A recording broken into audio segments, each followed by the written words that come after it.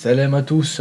Alors, on est parti pour la septième partie, septième chapitre de l'histoire de Ibrahim dans ce livre Qasas al-Nabiyyin de Nadawi. Alors, qu'est-ce qu'il nous dit ensuite? Man Rabbi, qui est mon Seigneur. Qui est mon Seigneur? Ar-Rabb, c'est le Seigneur. Wazat laylatin. Alors, on a un cas là, ici de idafa, annexion. Ça veut dire, comment dire, c'est le féminin de, on va le mettre un peu plus gros, Zu. Zu, c'est qui possède. Zu beitin, c'est celui qui possède une maison. That beitin, c'est celle qui possède une maison. Donc c'est le féminin de posséder. Ici, on a pris le féminin. Ça n'a rien à voir avec Layla. On aurait pu dire That yaoum, un jour, ou qui possède un jour, si on traduit littéralement. Mais on va traduire par il était un jour, ou il était une nuit. Là, ici, Layla, c'est une nuit. Okay. Pourquoi on a mis le féminin ici? Parce qu'il y a un mot caché ici.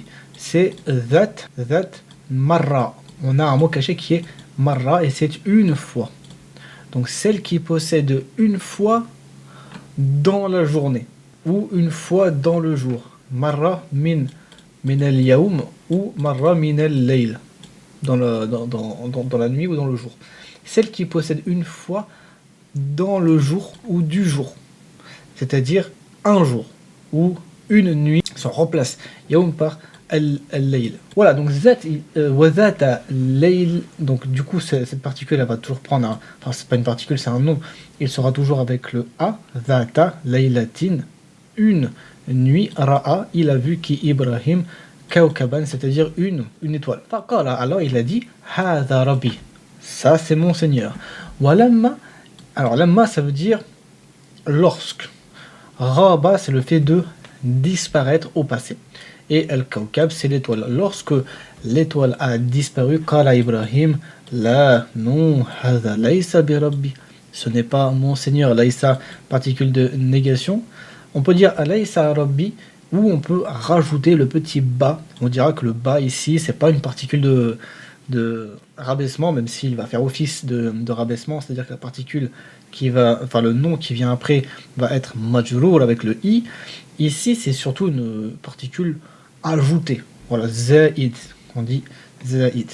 Donc, ce n'est pas Rabbi, c'est-à-dire mon Seigneur. Wa ra'a Ibrahim al-qamar. Après, il a vu la lune. Faqala hadha Rabbi, il a dit ça, c'est mon Seigneur. Wa lamma ghaba al-qamaru. Qala Ibrahim la hadha laysa bi Rabbi. Ça, vous savez le traduire tout seul. Donc, quand il a vu la lune, il a dit non. Finalement, quand il a vu que la lune partait, il a dit que non, ce n'était pas son Seigneur. Wa tala'at shams tala'a. C'est le fait de se montrer, d'apparaître en fait. Et le ta, qui ici, c'est la marque du féminin. Donc, qu'est-ce qui est apparu? C'est Shams. Shams est féminin en arabe. Le Shams est apparu, c'est-à-dire le soleil est apparu. Faqala Ibrahim a dit Hadha Rabbi, Hadha Akbar. Pourquoi? Parce que Hadha, pourquoi c'est son Seigneur? Parce que ça, c'est Akbar, c'est plus grand. C'est plus grand que l'étoile, c'est plus grand que la lune. Il a dit, ça c'est sûr que c'est mon Seigneur. Walamma, et lorsque Rabat Ash-Shams, donc on voit bien ici, Rabat c'est masculin, Ici on a la version du féminin, Rabat Ash-Shams. On a mis le i ici parce que sinon ça faisait deux soukounes qui se suivent et en arabe c'est pas possible. Du coup on enlève la première soukoun et on la remplace par un i. Rabati Ash-Shamsu fil layl.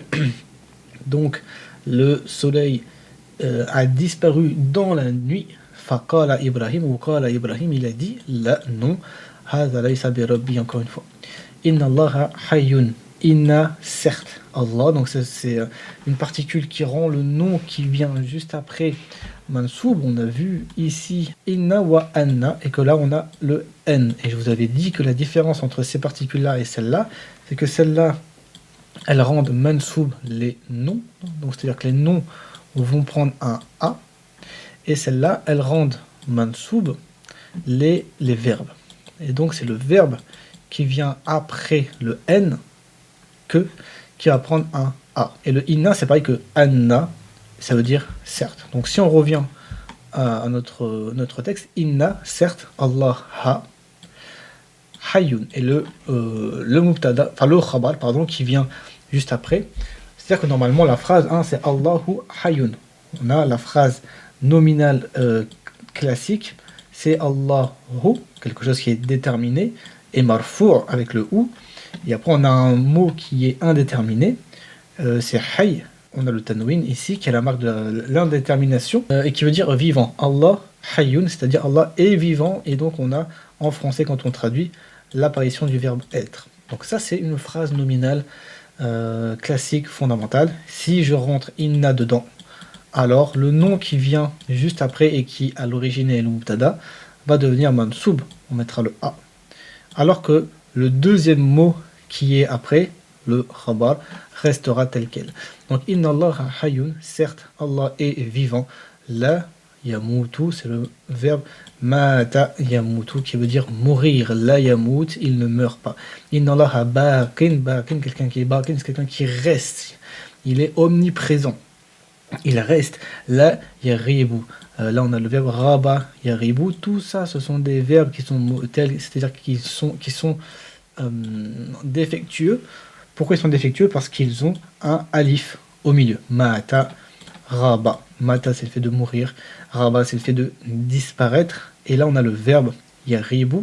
On a la déclinaison au présent. Il disparaît. Et on a vu ça juste là-haut, raba, voilà, là c'est le verbe au passé. Raba, passé. Et yaribu, présent. Là, yarib, il ne disparaît pas. Allah, il est présent, omniprésent, il ne part pas, il ne disparaît pas. Inna Allah qawiyun, il est fort. Là, yarlibuhu shay'un. Shay'un, c'est quelque chose. Et c'est quelque chose, qu'est-ce qu'il fait? Yarlib, c'est-à-dire qu'il domine, il gagne. Il gagne qui? Hu. Et hu, c'est Allah. Il gagne Allah quelque chose et on a la négation. Donc, aucune chose ne peut gagner, ne peut être au-dessus de Allah. Wal kawkab et l'étoile da'if, c'est-à-dire qu'elle est faible. Yarlibuhu as-subh, le matin, la domine. Le matin domine yarlibu hu, c'est-à-dire el kawkab. Wal qamaru da'if et la lune est faible. Taghribuhu al-shams. Le hu ici renvoie à al-qamar. Qu'est-ce qui domine? C'est al-shams. C'est pour ça que taghlib a la marque du féminin. C'est parce que al-shams est féminin. Le soleil domine quoi? Hu, c'est-à-dire al-qamar.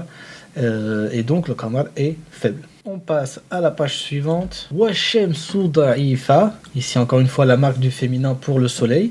Le soleil est faible. Yaghlibuha, le ha qui revient au soleil. Et yaghlibu, c'est-à-dire al-layl. La nuit domine le soleil. Wa yaghlibuha al-ghaim. Et le nuage aussi domine ha, c'est-à-dire le soleil. Il est dominé par deux choses, par la nuit et par le nuage, al-ghaim. Wala yansuruni nasara, on l'avait vu, c'est le fait de secourir. Et donc, il secourt. Qui secourt? C'est al-kawkab. On a la marque ici du sujet. C'est l'étoile. L'étoile secourt qui? Ni moi. Et on a la négation. L'étoile ne me secourt pas. Li anna, ça veut dire parce que. Parce que hu, c'est-à-dire l'étoile, daif, parce qu'elle est faible. Wala yansuruni al-qamar li'annahu daif. Et la lune ne me secourt pas parce qu'elle est faible. Wala tansuruni, marque du féminin. Al-shams li'annaha, marque du féminin. Daifa, marque du féminin. Et le soleil ne me secourt pas parce qu'elle est faible, parce qu'il est faible. Wa yansuruni, par contre, Allah, voilà, me secourt, li'anna, parce que Allah, donc ça c'est une particule, c'est comme inna qu'on a vu, ça rend mansoub le nom qui vient juste après, c'est-à-dire qu'il va prendre un a et ça veut dire parce que Allah hayyun est vivant, la yamut, comme on dit, il ne meurt pas, comme on a déjà dit, il ne meurt pas. Wa baqin la yarib, il est constant, permanent, la yarib, il ne part pas. Wa qawiyun, il est fort, la yarlibuhu shay, rien ne peut le surpasser.